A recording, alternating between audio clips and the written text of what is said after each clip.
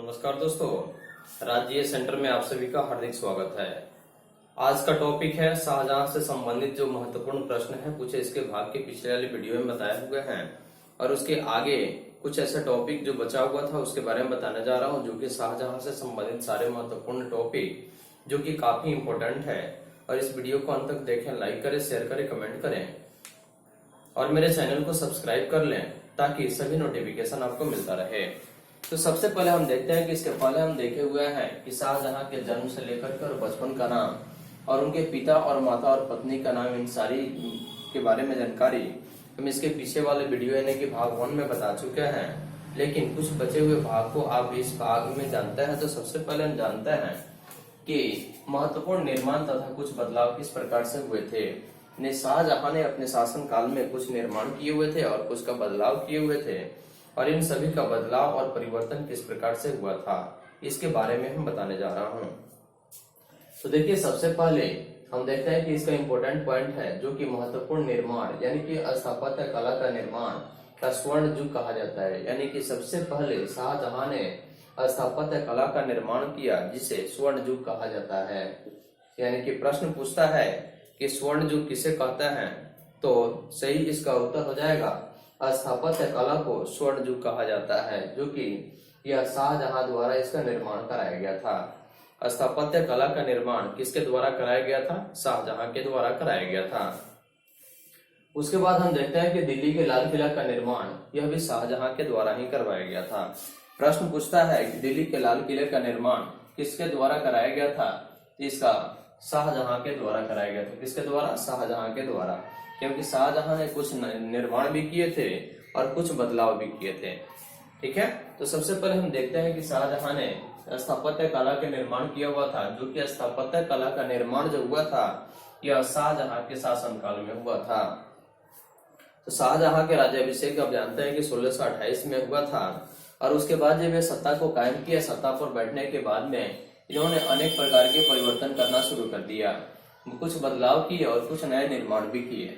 तो सबसे पहले हम देखते हैं कि स्थापत्य कला को स्वर्ण युग कहा जाता है, और यह शासन काल में यानी कि शाहजहां के शासन काल में स्थापत्य कला का निर्माण हुआ था।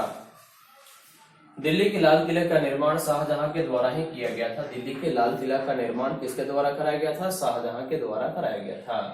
उसके बाद यह दीवान ए आम और दीवान ए खास का निर्माण भी दिल्ली के लाल किले के द्वारा, यानी कि सबसे पहले हमें देखते हैं कि दीवान ए आम और दीवान ए खास का निर्माण यह दिल्ली के लाल किला में करवाया गया था। किसके द्वारा? शाहजहां के द्वारा। शाहजहां के द्वारा यह सारे निर्माण करवाया गया था। उसके बाद हम देखते हैं कि दिल्ली के जमा मस्जिद का निर्माण भी शाहजहां के द्वारा ही करवाया गया था। यानी कि प्रश्न पूछता है कि दिल्ली के लाल किले का निर्माण किसके द्वारा कराया गया था। इसका उत्तर आप सही आराम से लिख दीजिएगा कि दिल्ली के लाल किला का निर्माण शाहजहां के द्वारा कराया गया था। किसके द्वारा? शाहजहां के द्वारा कराया गया था। उसके बाद है आगरा के मोती मस्जिद का निर्माण भी शाहजहां के द्वारा कराया गया था। लेकिन प्रश्न ये पूछता है और ये भी प्रश्न उठता है कि दिल्ली के यानी कि दिल्ली में जो मोती मस्जिद का निर्माण हुआ था वो किसके द्वारा कराया गया था। एगो तो आप जानते हैं कि आगरा के मोती मस्जिद का निर्माण शाहजहां के द्वारा कराया गया था, लेकिन प्रश्न ये भी पूछ सकता है कि दिल्ली के लाल किला में स्थित यानी कि दिल्ली में मोती मस्जिद का निर्माण किसके द्वारा कराया गया था? तो यह औरंगजेब के द्वारा कराया गया था। किसके द्वारा? औरंगजेब के द्वारा। जबकि आगरा के मोती मस्जिद का निर्माण शाहजहां के द्वारा कराया गया था। किसके द्वारा? शाहजहां के द्वारा कराया गया था। अब हम देखते हैं कि लाहौर का किला का भी निर्माण किसके द्वारा कराया गया था। तो दिल्ली के जो जमा मस्जिद का निर्माण, मोती मस्जिद का निर्माण है, यह औरंगजेब के द्वारा कराया गया था। लेकिन आगरा के मोती मस्जिद का निर्माण शाहजहां के द्वारा कराया गया था, और लाहौर के किले का भी निर्माण शाहजहां के द्वारा कराया गया था। तो इस तरह से हम देखते हैं कि शाहजहां अपने शासन काल में शासक बनते ही स्थापत्य कला, दिल्ली का लाल किला, दीवान आम, दीवान खास और दिल्ली का जमा मस्जिद और आगरा का मोती मस्जिद और लाहौर का किले का निर्माण कराया हुआ था। जबकि प्रश्न उठता है कि दिल्ली के मोती मस्जिद का निर्माण किसके द्वारा हुआ था। तो यह प्रश्न ध्यान से रखिएगा, यह औरंगजेब के द्वारा हुआ था। जबकि आगरा के मोती मस्जिद का जो निर्माण हुआ था यह शाहजहां के द्वारा किया गया था। किसके द्वारा? शाहजहां के द्वारा किया गया था। अब हम देखते हैं कि जो कि विश्व धरोहर के रूप में जिसे जाना जाता है यह ताजमहल, क्योंकि दिल्ली के लाल किला के बाद यानी कि अनेक प्रकार के परिवर्तन करने के बाद, नए नए निर्माण करने के बाद इन्होंने अपनी पत्नी मुमताज बेगम की याद में इन्होंने ताजमहल का निर्माण करवाया हुआ था, जो कि 1632 से लेकर के और 1653 तक चला, यानी कि 22 वर्षों तक इसका निर्माण हुआ था। और आप जानते हैं कि शाहजहां की पत्नी जो थी नूरजहां, जिसे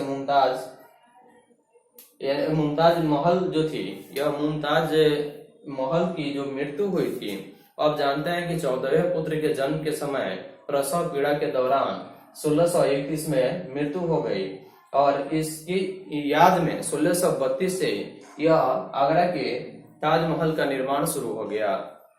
तो शाहजहां ने अपनी पत्नी मुमताज बेगम की याद में 1632 से लेकर के और 1653 में यानी कि 1631 में प्रसव पीड़ा के 14वें पुत्र के जन्म के समय प्रसव पीड़ा के दौरान यानी मुमताज बेगम की यानी मुमताज महल की मृत्यु हो गई, और 1632 ईस्वी से उन्हीं के याद में शाहजहां ने ताजमहल का निर्माण कार्य शुरू कर दिया, जिसके निर्माण कार्य में 22 वर्ष का समय लगा हुआ था। कितने वर्ष का प्रश्न पूछता है कि आगरा के ताजमहल का निर्माण कब से शुरू हुआ, तो 1632 में, जबकि 1631 में मुमताज महल की मृत्यु हो गई 14वें पुत्र के प्रसव पीड़ा के दौरान, और उसके बाद 1653 तक यह कार्य चला, और यह टोटल यानी कि आगरा के ताजमहल के निर्माण में 22 वर्षों का समय लगा। आगरा के ताजमहल के निर्माण में कितने वर्ष का समय लगा?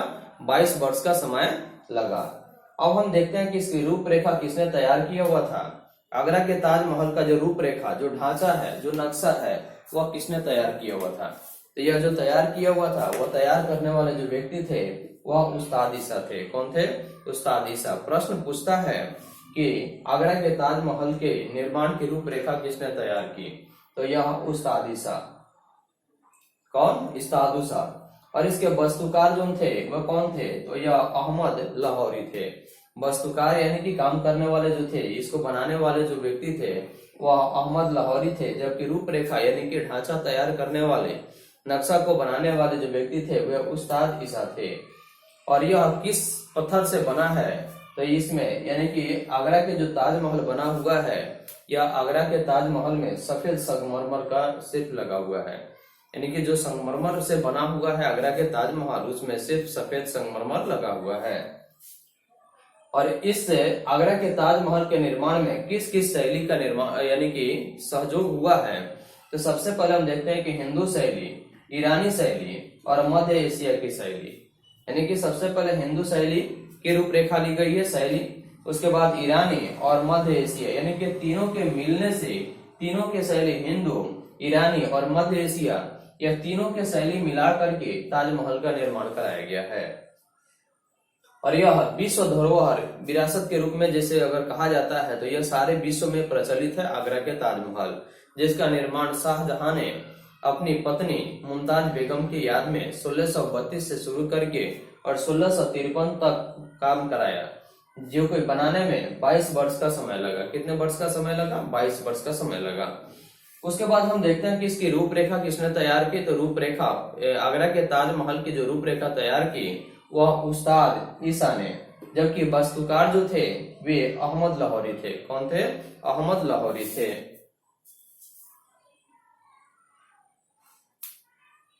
अहमद लाहौरी थे।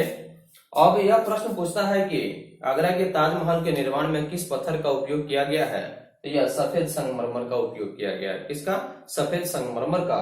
और इसमें किस किस शैली का सहयोग हुआ है, तो हिंदू शैली, ईरानी शैली तथा मध्य एशिया की शैली, यानी कि इन सारे तीनों शैली के सहयोग से साथ से आपका ताजमहल का निर्माण किया गया है, जो कि 1632 से लेकर कर 1653 तक चला, जो कि 22 वर्षों में जाकर के यह बनकर तैयार हुआ। और यह शाहजहां ने अपनी पत्नी मुमताज महल की याद में बनवाया था। अभी तो हम समझ गए, लेकिन अब हम देखेंगे कि यह शाहजहां के यानी किस के निर्माण कराया और कहां से कहां नगर को बसाया और कहां से राजधानी बना। लेकिन एक पॉइंट ये बनता है कि शाहजहां को शाहजहां की उपाधि किसने दी, यानी कि शाहजहां को ये उपाधि किसने की, तो शाहजहां के पिता जो थे जहांगीर थे, और उन्होंने ही अपने पुत्र को शाहजहां की उपाधि दी। प्रश्न पूछता है कि शाहजहां की उपाधि किसने दी? इसका उत्तर होगा शाहजहां की उपाधि यानी जहांगीर, जो कि शाहजहां के पिता का नाम था, और पिता ने ही अपने पुत्र को जहांगीर की यानी कि शाहजहां की उपाधि धारण की। अब हम देखते हैं कि शाहजहानाबाद नगर बसाया तथा राजधानी आगरा से दिल्ली ले गया। कब? 1638 में। 1638 में शाहजहां ने यह आगरा से यानी कि जो राजधानी जो थी यह शाहजहानाबाद नगर को बसाया, और बसाने के बाद भी यह जो राजधानी थी यह राजधानी को आगरा से कहां ले गया? दिल्ली ले गया। आगरा से कहां ले गया? दिल्ली ले गया। और मयूर सिंहासन, तख्त ए ताउस और मुख्य कलाकार जो थे वे बादल खां थे। यानी कि देखिए, सबसे पहले हम देखते हैं कि यह मयूर सिंहासन होता क्या है।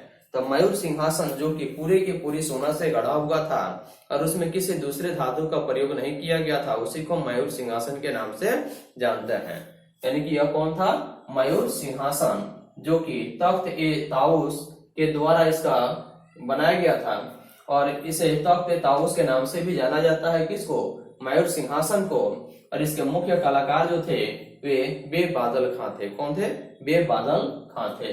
और यह मयूर सिंहासन सोना से जड़ा हुआ था। सोना से, यानी कि पूरे के पूरे इसमें सोना धातु का ही उपयोग किया गया था, किसी दूसरे धातु का उपयोग नहीं किया गया था। और हम देखते हैं कि संगीतज्ञ जो थे यह लाल खां थे।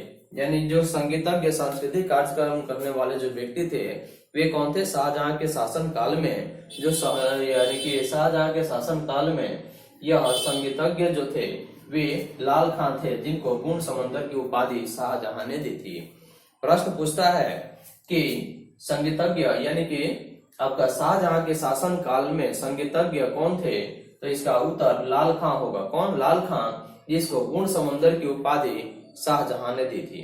प्रश्न पूछता है कि लाल खां को गुण समंदर की उपाधि किसने दी? तो यह शाहजहां ने दी। किसने? शाहजहां ने दी। अब हम देखते हैं कि इन्होंने किस प्रकार से बदलाव किया। और शाहजहां जो था वह एकदम कट्टर मतलब हिंदू विरोधी था, और वह मुस्लिम जो था, मुगल साम्राज्य का जो शासक था, मुगल काल का जो शासक था मुगल साम्राज्य का, वह अगर किसी को विवाह करने के लिए अगर मतलब दबाव देता था तो वह पहले पुरुष अगर कोई भी थे कि वह मुस्लिम धर्म को अपना करके यानी कि जाति को बदल करके ही हिंदू से शादी कर सकते थे। कोई भी एक दूसरे से शादी करने के लिए राजी नहीं होता था, लेकिन धर्म परिवर्तन करके वह सिर्फ हिंदुओं के लिए अत्याचार किया करता था। धर्म परिवर्तन करने के लिए विवाह के नियम में सिर्फ हिंदू में ही बदलाव किया, लेकिन उन्होंने अपने मुस्लिम यानी कि मुगल कालीन मुगल साम्राज्य के नियम में किसी प्रकार का बदलाव नहीं किया, लेकिन हिंदू विवाह नियम में अनेक प्रकार के बदलाव किए। अब हम देखते हैं कि यह तीर्थ यात्रा कर को भी लागू किया। तीर्थ यात्रा यानी कि हिंदुओं पर काफी घोर अत्याचार किया करता था, और हिंदुओं के साथ अत्याचार करने के कारण यह चाहता था कि हिंदूवादी परंपरा को समाप्त करके और मुगल कालीन साम्राज्य की स्थापना पूरे ढंग से किया जाए, यानी कि अच्छे तरह से अपना वर्चस्व कायम करके किया जाए। इसलिए वह हिंदुओं के विवाह के नियम में अनेक प्रकार के परिवर्तन किया, और उसके बाद तीर्थ यात्रा कर को लगा दिया, जिसको अकबर ने खत्म कर दिया था। और यह अकबर ने इसको यानी तीर्थ यात्रा कर पूजा पाठ में एक स्थान से दूसरे स्थान पर जाकर के या जो पूजा पाठ करने के क्रम में जो टैक्स दिया जाता था, कर्ज दिया जाता था, उसको वह समाप्त किया हुआ था। किसने? अकबर ने। लेकिन उसको शाहजहां ने फिर से लागू कर दिया। देखिए हिंदुओं के साथ कितना यह अत्याचार किया करता था, क्योंकि तीर्थ पूजा पाठ करने आने जाने के लिए भी टैक्स देने की जरूरत पड़ती थी, जिसको अकबर ने खत्म कर दिया था। और शाहजहां ने फिर से इसको लागू कर दिया, क्योंकि वह सोच रहा था कि कम से कम तीर्थ यात्रा कर अगर लागू करेंगे तो तीर्थ यात्रा कर में यानी कि तीर्थ करने के लिए तो धाम पे जाने के लिए ज्यादा करके हिंदू ही जाते हैं, मुस्लिम तो इसमें जाते नहीं है। इसलिए हिंदुओं को यानी कि धर्म परिवर्तन करने के लिए या हिंदुओं पर अत्याचार करने के लिए इन्होंने तीर्थ यात्रा कर को लगा दिया, ताकि इन्होंने पूजा पाठ करने में सक्षम नहीं हो। इस तरह से शाहजहां ने हिंदुओं के साथ अनेक प्रकार का अत्याचार किया और इनके धर्म में भी परिवर्तन करना चाहा और तीर्थ यात्रा कर को भी लागू कर दिया, जिसको अकबर ने खत्म कर दिया था। समझ में आ रहा है ना? उसके बाद और यह क्या कर दिया, तीर्थ यात्रा कर को जब लागू किया ना, तो सिर्फ बनारस को छोड़ करके, जो कि उत्तर प्रदेश में पड़ता है, सिर्फ वही जगह को छोड़ करके और बाकी उसके जितने भी राज्य थे, जितने भी साम्राज्य थे भारत के, वे सभी में यानी तीर्थ यात्रा कर को लागू कर दिया और सिर्फ बनारस को ही छोड़ा। और बाकी जिसको अकबर ने खत्म कर दिया था उसको फिर से यह शाहजहां ने लागू कर दिया। और लागू करने के बाद में क्या कर दिया कि सिर्फ बनारस ऐसा जगह है जिसको छोड़ करके बाकी सभी राज्यों में, सभी जगहों पर इन्होंने तीर्थ यात्रा कर को लागू कर दिया। उसके बाद है सिजदा एवं पैबोस प्रथा को भी समाप्त कर दिया, यानी कि सिजदा एवं पैबोस प्रथा को समाप्त कराया, जिसको बलबन के द्वारा शुरू किया गया था। और बलबन कौन था? दिल्ली सल्तनत का शासक था। बलबन कौन था? बलबन जो था यह दिल्ली सल्तनत का शासक था और इसके द्वारा यह सिजदा एवं पैबोस प्रथा को जो लागू किया गया था, शुरू कर दिया गया था, उसको यह शाहजहां ने क्या कर दिया? समाप्त कर दिया। सिजदा का मतलब होता है यानी कि सिर को झुका करके शासक के सामने या किसी भी सम्राट के सामने जा करके, यानी कि सिर को झुका करके उनके पैरों को चूमना। यह सिजदा एवं पैबोस प्रथा जो थी यह पहले थी, बलबन ने शुरू किया था, लेकिन उसको यह शाहजहां ने समाप्त कर दिया। और बलबन कौन था? तो बलबन यह दिल्ली का सल्तनत था। कौन था? दिल्ली का सल्तनत था। अब हम देखते हैं कि जब इसकी मतलब स्थिति आया कि शाहजहां की मृत्यु हो गई, मरा तो नहीं था, लेकिन अचानक क्या हुआ कि ऐसे मतलब की सूचना दी गई कि शाहजहां की मृत्यु हो गई। तो मृत्यु जब होने के बाद को सुन करके उनके पुत्रों में उत्तराधिकार यानी कि बेटों में उत्तराधिकार बनने की होड़ लग गई, युद्ध शुरू हो गई कि कौन मतलब कि पिता के सिंहासन को ग्रहण करेगा। इसलिए चारों पुत्रों में इनकी लड़ाई शुरू हो गई। तो हम देखते हैं कि सबसे पहले, जबकि मरा नहीं था, और धर्मट का युद्ध हुआ 1658 में, जहां दारा शिकोह पराजित हो गया। यानी कि पहले बेटा जो यानी कि दारा शिकोह जो था, यह धर्मट का युद्ध हुआ कब? 1658 में। प्रश्न पूछता है कि धर्मट का युद्ध कब हुआ? तो 1658 में हुआ। कब हुआ? 1658 में, जिसमें दारा शिकोह पराजित हुआ यानी कि हार गया। उसके बाद है सामूगढ़ का युद्ध जो हुआ, यह मई 1658 में हुआ और इसमें भी दारा शिकोह जो था यह पराजित हो गया यानी कि हार गया। तो प्रश्न है सामूगढ़ का युद्ध कब हुआ? तो मई 1658 में, और इसमें दारा क्या हुआ? दारा शिकोह जो हुआ पराजित हुआ यानी कि हार गया। उसके बाद है देवराई का युद्ध कब हुआ? तो मार्च 1659 में देवराई का युद्ध हुआ। प्रश्न पूछता है कि देवराई का युद्ध कब हुआ? तो 1659 में हुआ और इसमें दारा पराजित हुआ तथा इसकी मृत्यु हो गई। यानी कि दारा देवराई का युद्ध हुआ अपने यानी कि पिता की मृत्यु की झूठी खबरों को जान करके उत्तराधिकार बनने की होड़ में, यानी कि इन सभी पुत्रों में लड़ाई शुरू हो गया, जिसमें पहला धर्मट का युद्ध 1658 में हुआ और इसमें दारा शिकोह पराजित हुआ यानी कि हार गया।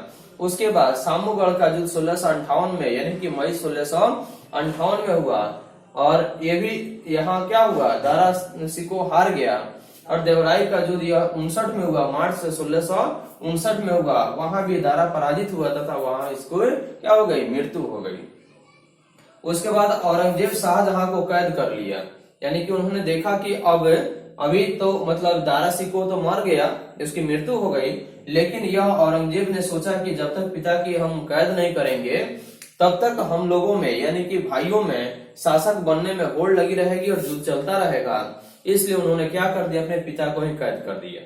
औरंगजेब ने क्या कर दिया? अपने पिता को कैद कर दिया और आगरा के किले में रख दिया। यानी कि अपने पिता को औरंगजेब ने शाहजहां को, यानी कि औरंगजेब के पिता कौन थे? शाहजहां, जिसको क्या कर दिया? औरंगजेब ने कैद कर दिया। कहाँ? आगरा के किला में। और वहीं पे 1658 से लेकर के 1666 के बीच में वह रखा। कहाँ? यानी कि आगरा के किला में शाहजहां को औरंगजेब ने कैद करके रखा और वहीं पे 74 वर्ष की अवस्था में शाहजहां की मृत्यु हो गई। इस तरह से मुगल कालीन साम्राज्य शाहजहां से संबंधित जितने भी महत्वपूर्ण प्रश्न थे इस वीडियो में और इसके पहले वाले भाग वाले वीडियो में हमने इसको जोड़ दिए हैं, इसलिए इसको वीडियो को अंत तक जरूर देखेंगे, लाइक करेंगे, शेयर करेंगे और चैनल को सब्सक्राइब जरूर कर लेंगे।